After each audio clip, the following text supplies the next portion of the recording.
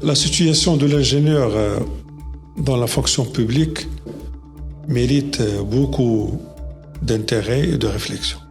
Si vous deviez résumer cette feuille de route en 3 piliers majeurs de ce programme, lesquels seraient-ils?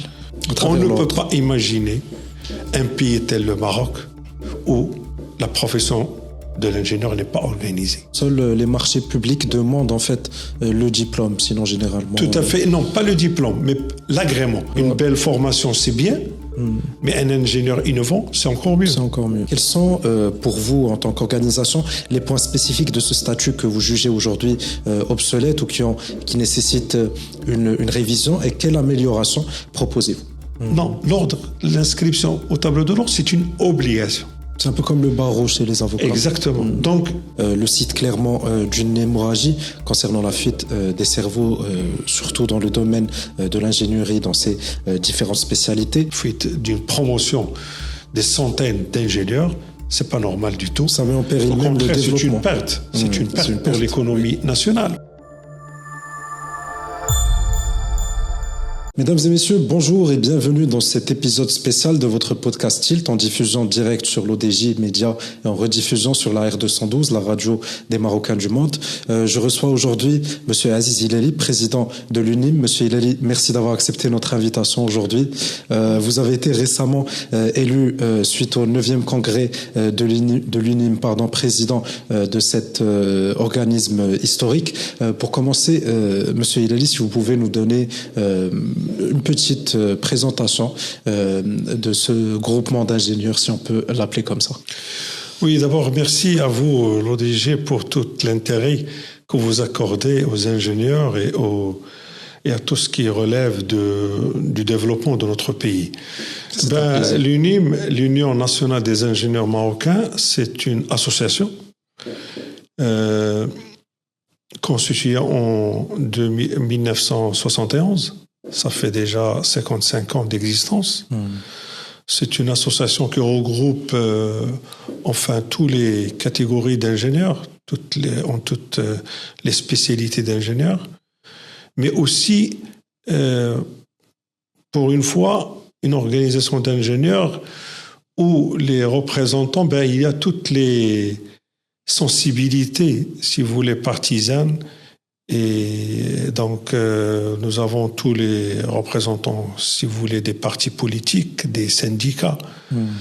Donc, c'est une association qui a bien tracé son parcours, aussi bien professionnel que l'intérêt de notre pays, que la discussion sur la liberté, sur la démocratie, sur le pouvoir politique.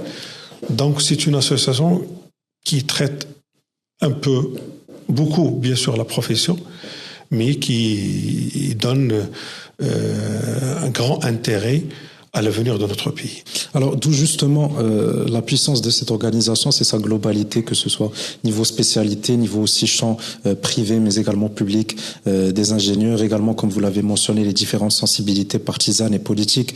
Vous tenez donc le flambeau d'une longue marche vers la structuration, l'amélioration de ces métiers, parce que c'est différents métiers d'ingénierie, en effet, qui sont inclus dans cette organisation. Pour vous, Monsieur Hilali, aujourd'hui, quelle est la philosophie générale avec laquelle vous entamez ce mandat de votre présidence et quelle est la vision que vous portez pour l'ingénierie marocaine à l'horizon 2030?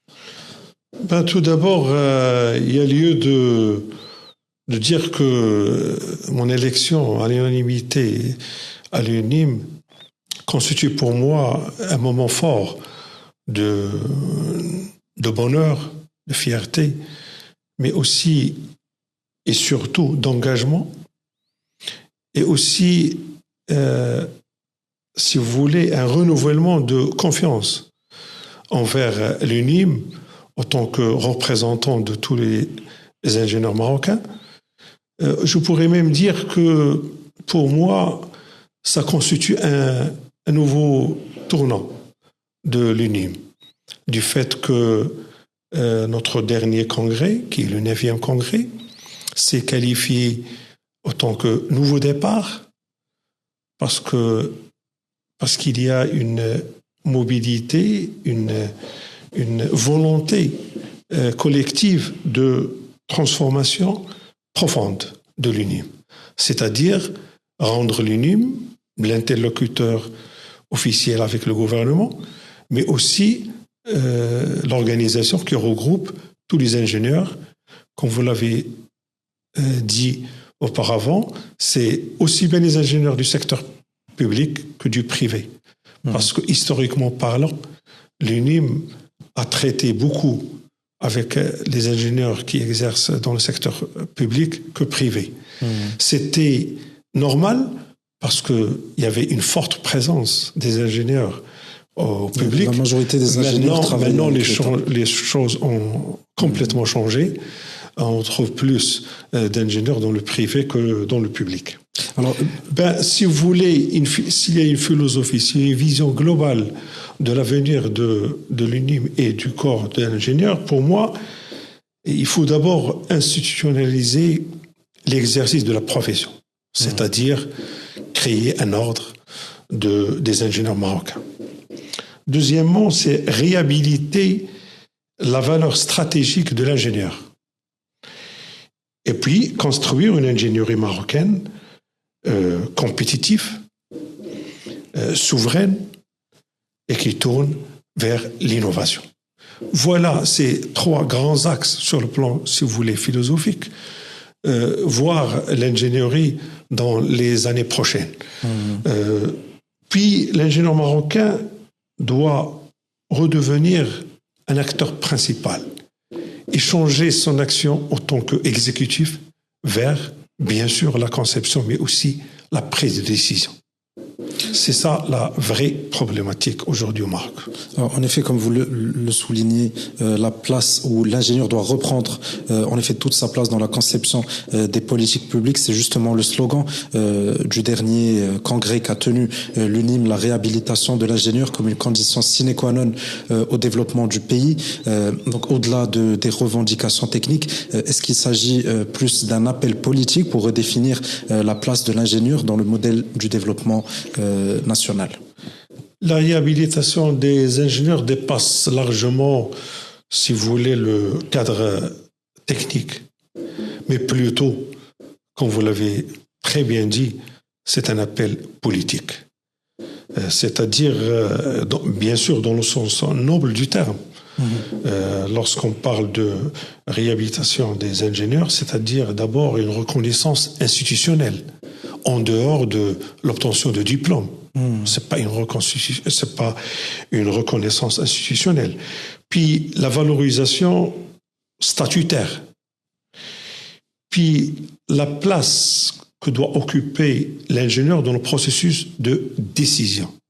Je dis bien à chaque fois décision parce que on ne peut pas limiter l'action de l'ingénieur dans la conception, dans la mise en œuvre, dans le côté pratique des choses. Non, au contraire, aujourd'hui, l'ingénieur, à part sa formation pluridisciplinaire, peut être quelqu'un qui participe à la décision.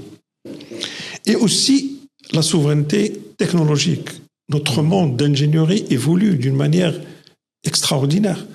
Si l'ingénieur ne se retrouve pas dans la place qu'il faut, croyez-moi, on va se retrouver devant des élèves qui ont des diplômes, mais qui s'arrêtent à appliquer et s'arrêtent là. Donc, pour nous, l'ingénieur, c'est au-delà de ça. Donc, même si on veut suivre le développement de technologie, on doit avoir un ingénieur qui se sent au pouvoir de décision et non pas juste mettre en œuvre les décisions qui ont été déjà prises. Bon, voilà, donc c'est pas une revendication corporatiste, mais plutôt une exigence stratégique pour notre pays. Donc, en effet, surtout que le profil ingénieur est par définition un profil qui est plus axé sur la résolution des problèmes, qui est plus axé sur sortir du problème, quel que soit le chemin. il est en effet important de les inclure dans la décision politique ou la décision de l'affaire publique de manière large. Vous avez également évoqué une feuille de route qui est issue des résolutions du 9e congrès dont nous avons parlé. Si vous deviez résumer cette feuille de route en 3 piliers majeurs de ce programme, lesquels seraient-ils? Oui, un grand débat a été ouvert avant même le congrès, lors des congrès locaux et des congrès sectoriels. Nous avons annoncé un débat profond sur la question de l'avenir de l'ingénierie, et sur les problématiques du secteur de l'ingénierie, et sur les propositions qu'on peut demain soulever devant le gouvernement en particulier. Et là, je peux citer 3 piliers.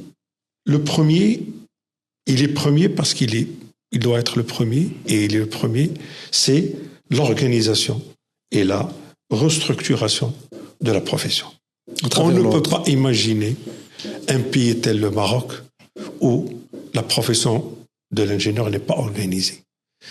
Et qui dit organisée, il y a tout un processus qu'on peut y revenir, mais la première des premières, c'est l'organisation de la profession. Surtout qu'on a l'expérience des ingénieurs topographes qui est une expérience très réussie avec un ordre qui les organise et qui fonctionne de manière parfaite depuis plusieurs années. Tout à fait. Il y a 2 corps d'ingénieurs qui sont organisés depuis des années. Il y a l'ordre des topographes, comme on l'avait dit, mais il y a aussi l'ordre des architectes. Donc voilà, nous avons même une expertise très importante nationale sur l'affaire de l'organisation des métiers de manière générale. Deuxième pilier, c'est la justice statutaire et l'équité, j'appelle, professionnelle. C'est-à-dire, à la fois, il faut réviser le statut des ingénieurs qui travaillent dans le secteur public et en même temps améliorer les conditions de travail du secteur privé et assurer un encadrement contractuel. C'est-à-dire, on doit penser aussi bien aux ingénieurs qui sont dans le public que dans le privé, que les salariés dans le privé. Le troisième volet, ou le pilier, ce sera l'excellence et souveraineté des compétences. Donc, on doit réfléchir à la réforme du processus de formation d'ingénieurs Maroc, puis la valorisation de nos diplômes, puis lutte contre la fuite des cerveaux, qui en particulier aujourd'hui, les ingénieurs et les médecins sont les premiers qui participent à ce phénomène qui apparaît bien. Surtout que la qualité de la formation technique au Maroc, que ce soit au niveau de la médecine ou de l'ingénierie, elle est très recherchée en Europe, en Amérique, etc. Tout à fait. Et le Maroc a besoin de ces compétences. Et le développement du capital humain. Donc ces piliers sont interdépendants. On ne peut pas chercher l'organisation sans la protection. Et non plus la protection sans l'attractivité. Et en aucun cas l'attractivité sans la souveraineté. Vous voyez qu'ils sont interdépendants, mais ils sont liés de manière à donner à l'ingénieur sa place pour qu'il fasse son travail comme il le faut. Une belle formation, c'est bien, mais un ingénieur innovant, c'est encore mieux. C'est encore mieux. Un ingénieur qui s'adapte aux conditions de son pays, aux phénomènes de ses pays, aux défis de ses pays, mieux qu'un ingénieur qui cite ce qu'il a appris à l'école. Alors, comme vous le savez, M. Hilali, gouverner, c'est d'abord choisir, c'est prioriser. Vous avez dit que la première, qui devrait être la première, est celle de l'établissement d'un ordre des ingénieurs. Pourquoi déjà est-ce que c'est la première condition ou le premier objectif qui devrait être atteint, et comment est-ce qu'il faciliterait ou rendrait plus faisable la réalisation des autres objectifs? L'organisation de la profession revient en premier. Parce que déjà, pour habiter une maison, il faut d'abord l'aménager, l'organiser, savoir où on peut dormir, on peut manger, on peut recevoir nos invités, ainsi de suite. Donc l'organisation, c'est la première des premières. D'abord parce que nous avons besoin d'organiser la profession et de spécifier l'intervention de chacun de nous. Vous savez que dans le corps d'ingénieur, il y a une trentaine, une quarantaine de spécialités. Le citoyen, parfois même l'administration, ne connaît même pas les interventions de chacun des ingénieurs. Donc, on doit en premier lieu catégoriser les différents types d'ingénieurs, puis quel est le champ d'intervention de cet ingénieur, chaque corps d'ingénieur. Donc ça, c'est le premier point. Le deuxième, c'est comment y adhérer. L'ordre, ce n'est pas une association dont on a la liberté d'adhérer ou pas. Non, l'ordre, l'inscription au tableau de l'ordre, c'est une obligation. C'est un peu comme le barreau chez les avocats. Exactement. Donc, puisque c'est une obligation, et la loi définit que nul ne peut exercer la profession s'il n'est pas inscrit. Et pour s'inscrire, il y a des conditions. Des conditions que malheureusement aujourd'hui, tant que la profession d'ingénieur n'est pas organisée, on peut écrire dans une carte visite, je suis ingénieur. Et comme vous l'aviez mentionné lors du congrès, seuls les marchés publics demandent en fait le diplôme, sinon généralement... Tout à fait, non, pas le diplôme, mais l'agrément. Parce que les bureaux d'études aujourd'hui, ils sont organisés par l'obtention d'un agrément de l'État. Ça peut être de l'équipement ou d'autres administrations. Et cet agrément insiste surtout sur la capacité d'un bureau d'études ou d'une entreprise d'ingénieurs. C'est-à-dire, moi, je présente mon dossier et j'ai des ingénieurs avec moi. Et voilà, donc le chef n'est pas obligatoirement un ingénieur, et ainsi de suite. Donc, l'acte de l'ingénieur n'est pas spécifié. Et par conséquent, il n'y a pas de responsabilité de l'ingénieur en tant que tel.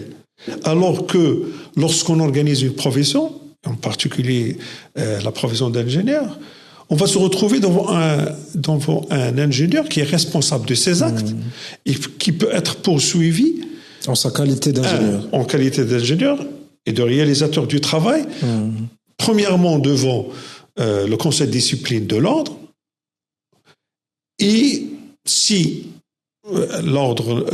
si la décision ou là, le client ne trouve pas que cette décision est en faveur, il peut présenter une autre démarche auprès des tribunaux. Donc, la responsabilité, c'est une condition très importante dans ce processus d'organisation. Puis par la suite, il faut protéger cette profession. S'il n'y a pas d'ordre, la protection sera ouverte à tous les bricoleurs, entre guillemets, qui peuvent exercer le métier et donner l'impression qu'ils sont des ingénieurs alors qu'ils ne le sont pas. Donc il faut qu'on protège l'exercice de la profession, mais aussi le port du titre de l'ingénieur. Et ça ne peut être qu'une garantie de qualité, en fin de compte. Bien sûr, c'est la qualité qui est en jeu. Et c'est la crédibilité de l'action de l'ingénieur. En quelque sorte, lorsqu'on parle de l'organisation, c'est l'organisation de la mission de l'ingénieur, mais devant l'ingénieur, il y a le public, le citoyen, il y a l'État. Donc il n'y a pas d'ordre, il n'y a pas de garantie, aussi bien de la qualité, mais aussi de la prestation en tant que telle. Donc, si le métier est organisé, donc le citoyen, s'il s'adresse à un ingénieur, il est obligé de signer avec lui un contrat qui spécifie la mission, le délai, la rémunération de l'ingénieur, ainsi de suite. Donc, tout cela sera bien défini. Et par conséquent, l'intérêt ou le citoyen va être sûr que sa demande va être exécuté par un ingénieur et en appliquant le contrat qui nous relie. Et la même chose pour l'État. Alors qu'aujourd'hui, pour les agréments, ils règlent juste l'affaire des ingénieurs qui travaillent ou qui prennent les marchés de l'État. Pour le citoyen, il se retrouve devant un ingénieur, il ne sait même pas lequel doit résoudre son problème ou faire sa prestation. Donc voilà, l'organisation de la profession représente aujourd'hui la priorité des priorités pour donner à cette profession la place qu'il faut, pour garantir la qualité des prestations et pour justement protéger cette profession aussi bien au sein de notre pays que devant la concurrence qui est devenue internationale et qui dépasse toutes les limites. Donc, organiser la profession d'ingénieur, c'est permettre aux autres réformes de se mettre en place. Sinon, on restera bloqué. C'est un peu le chemin de fer sur lequel devront aller les trains, en fin de compte. Tout à fait. Tout à fait. Alors, Monsieur Elali, on rentre un petit peu dans le vif du sujet de comment justement ce chemin de fer peut être lancé dans sa construction. Au-delà de la stratégie, le verrou n'est-il pas en fin de compte politique? Comment comptez-vous amener le gouvernement à accepter ne serait-ce que le principe d'ouvrir enfin ce dossier législatif qui est tellement crucial pour l'organisation de la profession, pour la qualité, surtout dans le contexte politique que nous connaissons. Nous sommes en fin de mandat gouvernemental. Comment est-ce que vous envisagez cette mission? En réalité, l'affaire de l'organisation de la profession en ordre, et il n'y avait pas un consensus général pour tous les ingénieurs d'abord. Il y avait un long débat, une dizaine d'années, sur ceux qui disent que l'organisation, oui, mais pas une priorité. Alors, notre point fort d'aujourd'hui, et qui était parmi les recommandations de notre congrès, aujourd'hui, il y a un consensus général sur l'obligation de commencer par l'organisation de la profession. Donc déjà, ça, c'est un point très fort. C'est un acquis. C'est un acquis. Le deuxième, est-ce que il y a un blocage déjà ou pas au niveau du pouvoir public? Je dirais, il y a un blocage. Politique peut-être, en aucun cas technique. Parce que ce qui est technique, on peut le résoudre facilement. Politique, pourquoi? Parce qu'il n'y avait pas, déjà une dizaine d'années, un premier débat sur la question. Jamais le gouvernement a ouvert même une journée pour débattre cette problématique. Donc aujourd'hui, nous sommes justement devant une période un peu critique du fait qu'on est les 6 mois derniers de ce gouvernement et peut-être un début de notre gouvernement vers la fin de l'année. Mais ça n'empêche de commencer à sensibiliser le pouvoir public. Et commençons par la mobilisation des forces politiques.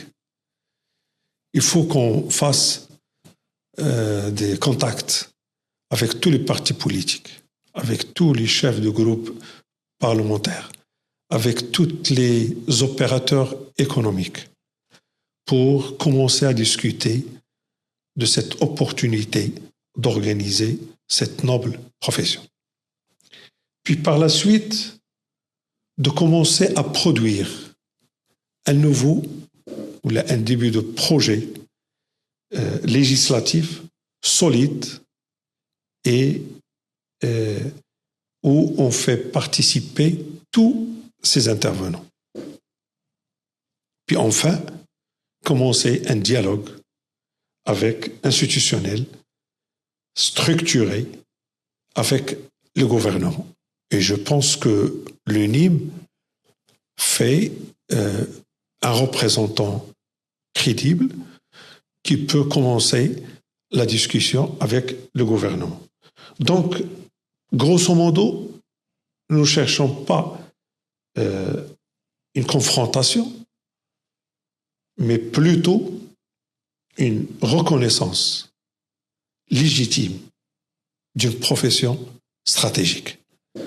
Donc, la première année ne peut être que cette sensibilisation, cette mobilisation, cet appel au débat. Puis, je suis presque sûr que le débat va aboutir à une solution qui ne peut être que pour défendre l'intérêt de notre nation, de nos citoyens, qui est la décision d'organiser cette profession d'ingénieur. Nous le souhaitons, Monsieur Aziz Hilali. Passons maintenant à l'une des recommandations du Congrès qui a mandaté le Bureau pour la révision du statut des ingénieurs interministériels. Ça concerne principalement le secteur public. Quels sont, pour vous, en tant qu'organisation, les points spécifiques de ce statut que vous jugez aujourd'hui obsolètes ou qui nécessitent une révision, et quelle amélioration proposez-vous? La situation de l'ingénieur dans la fonction publique mérite beaucoup d'intérêt et de réflexion. Je peux dire aujourd'hui que les ingénieurs dans le secteur public sont des militants. Sont des militants du fait vraiment que... aimer son pays pour accepter la situation. Oui, parce qu'on est en pleine évolution. Notre pays se développe du jour au lendemain. Notre pays, grâce à la volonté de Sa Majesté, au gouvernement, à tous les citoyens, mérite beaucoup d'intérêt. Alors que l'ingénieur marocain dans la fonction publique souffre de plusieurs limites. D'abord, commençons par l'inadéquation entre responsabilité et rémunération. Les perspectives d'évolution sont vraiment insuffisantes. Il y a une faible reconnaissance de l'expertise technique. Il y a une rigidité administrative qui rend le parcours de l'ingénieur dans l'administration qui prend beaucoup de temps et à une lourdeur énorme. Donc, nous, on ne peut pas continuer dans cette situation. Vous savez que la dernière rénovation du statut était au moment où Abbas El-Fassi était chef du gouvernement. Donc, ça fait vraiment, depuis 2010, ça fait aujourd'hui 16 ans qu'on n'a pas revu le statut des ingénieurs. Et parmi les choses que nous revendiquons fortement, d'abord, il faut obliger les administrations à faire bénéficier les ingénieurs d'une formation continue. Aujourd'hui, la formation continue n'est pas obligatoire. Je pourrais dire que dans quelques administrations, c'est un prestige. C'est une occasion de donner à l'ingénieur une semaine de repos, de changer le quotidien. Alors que pour les ingénieurs, la formation continue, la seule condition qui permet à l'ingénieur de rester ingénieur. Sinon, il sera dépassé par les événements. C'est un métier purement technique. Vous ne pouvez pas vous permettre... Donc, on commence par là. Puis, on passe à une meilleure reconnaissance de l'expertise. Parce que pour l'ingénieur, il y a le savoir-faire, certes, son diplôme, mais il y a une expérience qui vient avec le temps. Donc, il y a aussi un parcours des ingénieurs qui doit être modernisé et motivant, et une adaptation aux nouveaux défis technologiques. Donc, pour assurer toutes ces conditions, il faut revoir d'une manière, cette fois-ci, urgente. Sinon, l'attractivité de l'administration il est déjà moyen maintenant, sera faible. Il y a déjà maintenant des administrations qui demandent des ingénieurs et que les ingénieurs n'aillent pas à l'administration pour toutes ces conditions. Donc, aujourd'hui, la problématique de revoir le statut des ingénieurs dans la fonction publique vient toujours en premier lieu, je pourrais dire, je ne peux pas dire qu'en deuxième lieu, parce que l'un ne dépend pas de l'autre. L'organisation, c'est vrai, c'est la question, la peut-être philosophique de la chose. Alors que l'exercice de l'ingénieur est pour faire venir l'ingénieur dans l'administration, et l'administration a besoin des ingénieurs, pas beaucoup, mais il a besoin des ingénieurs.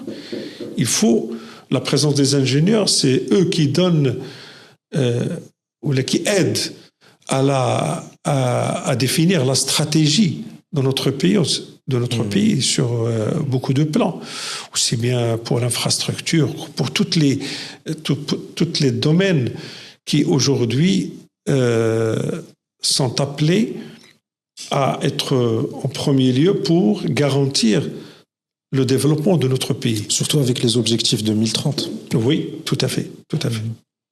D'accord, donc nous passons maintenant, après le secteur public, vient le secteur privé qui est également un élément incontestablement important du développement national, mais qui est malheureusement souvent moins protégé que les ingénieurs du public. Il a également été au cœur des débats de votre 9e congrès. Vous proposez en fait l'instauration d'une convention collective. Comment comptez-vous convaincre le patronat déjà, d'une part parce que comme vous l'avez mentionné, des fois les employés sont des ingénieurs, mais le grand patron ne l'est pas. C'est le secteur privé, comme nous le savons. D'adhérer à ce cadre pour garantir en fait les droits de ces ingénieurs salariés dans le privé. Oui, c'est vrai, c'est une très bonne question parce que toujours on confond. On dit que soit l'ingénieur il est dans le secteur public ou il est dans le secteur privé en tant que patron. Dans un cabinet. Alors que la réalité, c'est pas ça. La majorité des ingénieurs sont des salariés dans le secteur privé. Et vous savez que le secteur privé, aujourd'hui, connaît une croissance rapide. Mais malheureusement, reste insuffisant dans l'encadrement du secteur. Aujourd'hui, si on n'a pas beaucoup d'ingénieurs qui se mettent devant le Parlement et qui réclament, revendiquent un emploi, mais il y a des ingénieurs qui foncent dans le secteur privé. Mais malheureusement, dans des conditions qui ne sont pas, dans la plupart du temps, qui respectent le rôle de l'ingénieur. Par exemple, il n'y a pas de cadre contractuel aujourd'hui dans le secteur privé.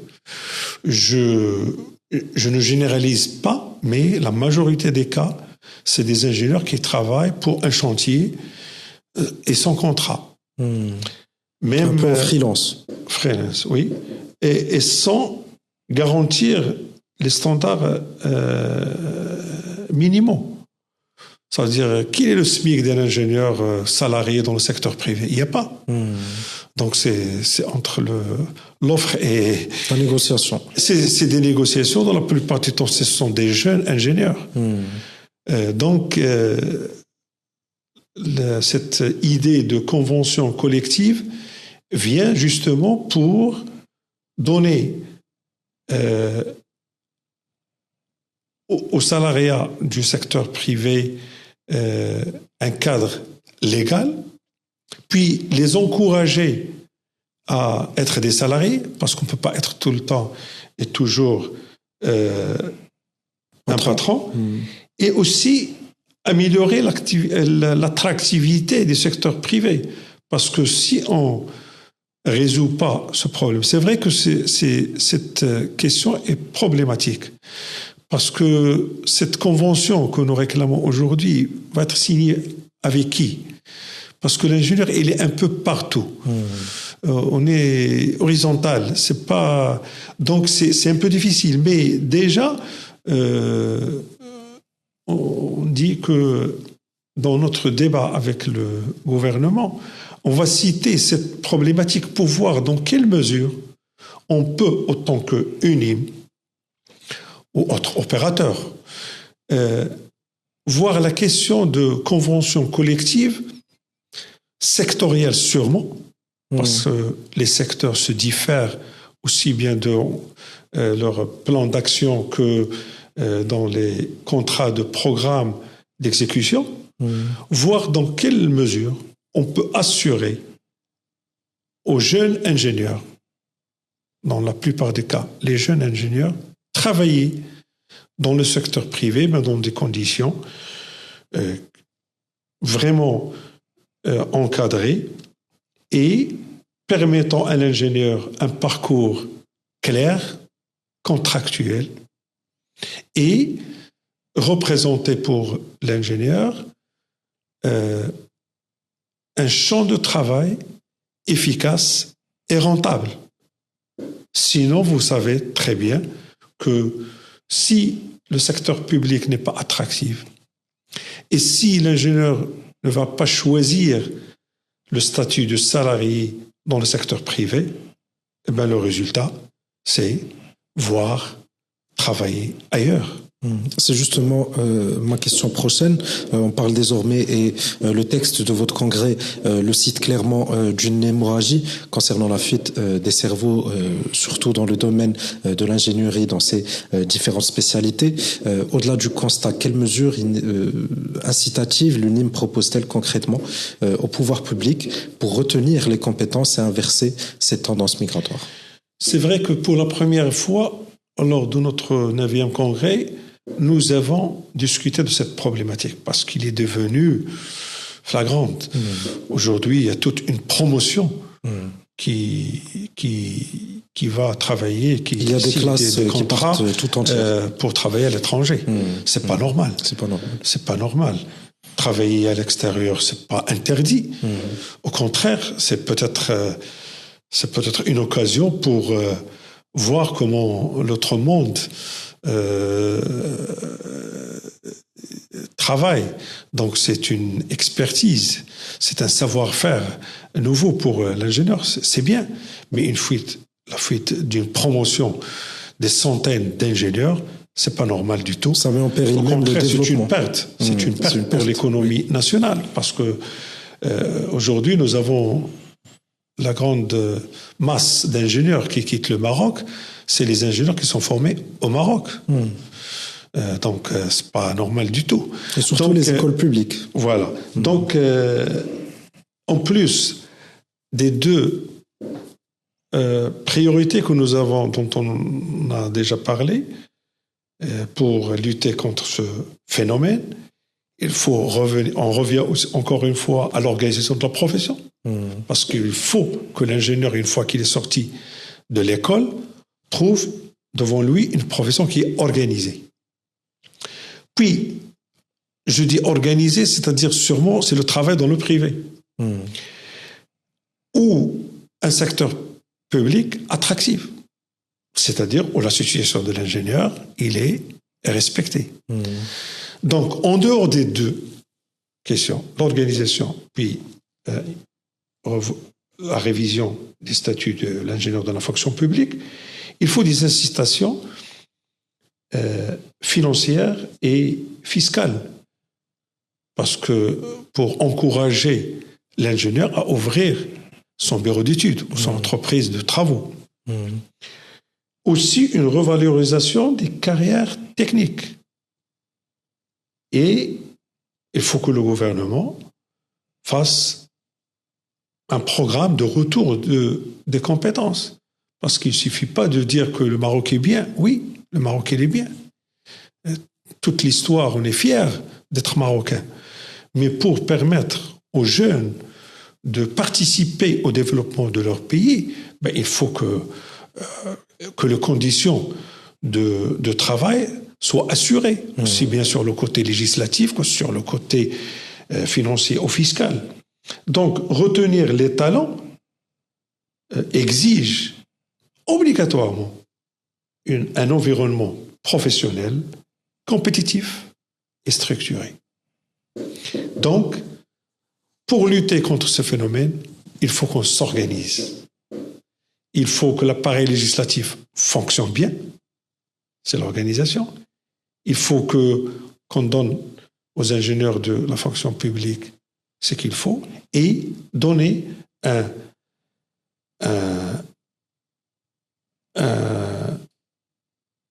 donner de l'énergie, si vous voulez, à ce secteur. Sinon, distribuer du blabla un peu à droite et à gauche ne va que encourager nos jeunes à aller chercher, travailler ailleurs. Alors, je ne sais pas si nos spectateurs le remarquent, mais au fur et à mesure que nous avançons dans les problématiques auxquelles fait face le métier, on revient au point focal que la solution ne peut être que l'organisation interne de l'ingénierie. J'arrive au deuxième fléau, si on peut l'appeler comme ça, qui gangrène l'ingénierie marocaine, qui est celui de la formation. Le Congrès appelle à une réforme du système d'enseignement et de recherche dans ce domaine. Mais face à la multiplication des écoles privées, comment est-ce que l'UNIM compte-t-elle agir pour préserver l'excellence et la valeur du diplôme d'ingénierie marocain? Je vais répondre autrement.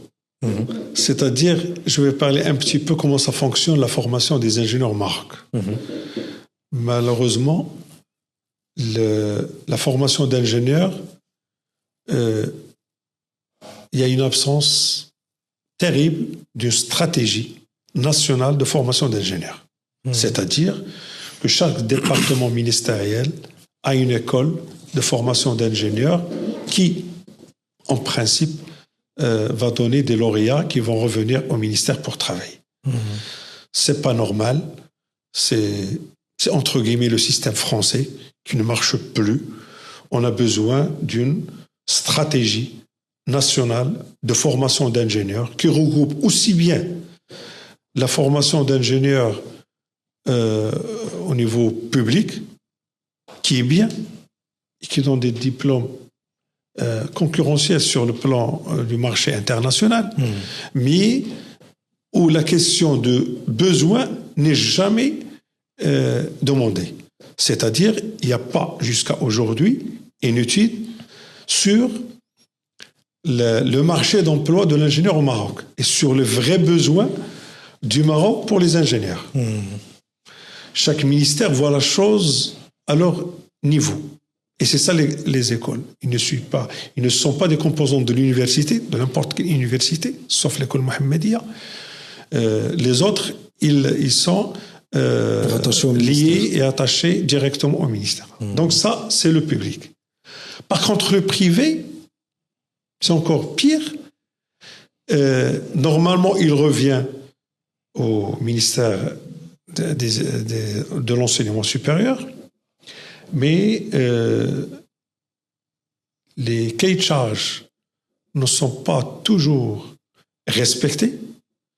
Donc, en tant que président de l'UNIM, je dis que comme on a ouvert à plusieurs secteurs l'apport du privé, il n'y a aucune raison de dire qu'il ne faut pas avoir des écoles privées de formation d'ingénieurs, non. Mais, je dis bien mais, il y a des conditions à respecter. Comme ce que nous imposons à la formation des ingénieurs dans les écoles publiques, les mêmes conditions doivent être assurées pour le secteur privé, sinon plus. Vous savez, le taux d'encadrement dans une école d'ingénieurs, c'est le taux d'encadrement le plus élevé dans la formation universitaire, aussi bien au Maghreb qu'ailleurs. Donc, il faut que ces conditions soient assurées. Il faut assurer l'encadrement qu'il faut. Il faut assurer les laboratoires et tout le matériel nécessaire pour la formation de l'ingénieur. Il faut assurer un environnement de stage, parce que la formation de l'ingénieur, c'est pas d'apprendre des textes et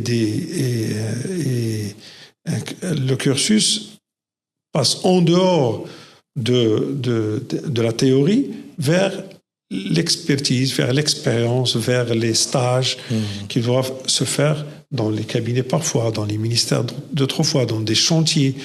Donc voilà, je vois que l'apport du privé, il est fortement demandé, du fait que le pays ne peut pas actuellement répondre aux doléances des élèves. Vous savez que l'enseignement supérieur pour la formation des ingénieurs demande les fortes moyennes du baccalauréat, c'est-à-dire des 18-17. Des 18,5, des 19, des 19,5. Je ne sais pas, est-ce qu'ils vont arriver à 21,5 Et une fois qu'on choisit les bons élèves, les lauréats du système de secondaire, on passe au concours, puis après aux années préparatoires, pour réduire le nombre. Qu'est-ce qui décide sur le nombre? C'est les classes et le taux d'encadrement. Alors que le besoin, il est énorme, alors que beaucoup de Marocains veulent suivre la formation d'ingénieur. Donc, penser aujourd'hui au secteur privé, c'est devenu presque une obligation. Seulement avec avec un CPS qui définit exactement ce que c'est la formation de l'ingénieur. Et une application des professionnels. Il ne faut pas arrêter la question de formation à seuls les enseignants et le staff des écoles. Mais il faut impliquer les professionnels parce que c'est eux qui sont face à l'applicabilité de ce que ils ont l'expertise du terrain. Les ingénieurs dans les écoles de formation. En effet. Alors, nous passons maintenant à la dernière partie de notre entretien, Monsieur Hilali. Comme vous l'avez cité au début, le nouveau bureau de l'UNIM reflète une large représentativité politique, syndicale, mais également des spécialités, etc. Cette pluralité est indéniablement une richesse. Ça ne peut amener que de la valeur ajoutée.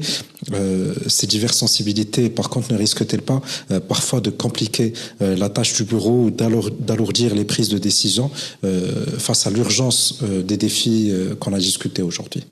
Non, pas du tout. Je pense que la pluralité ne peut être qu'une richesse démocratique d'abord,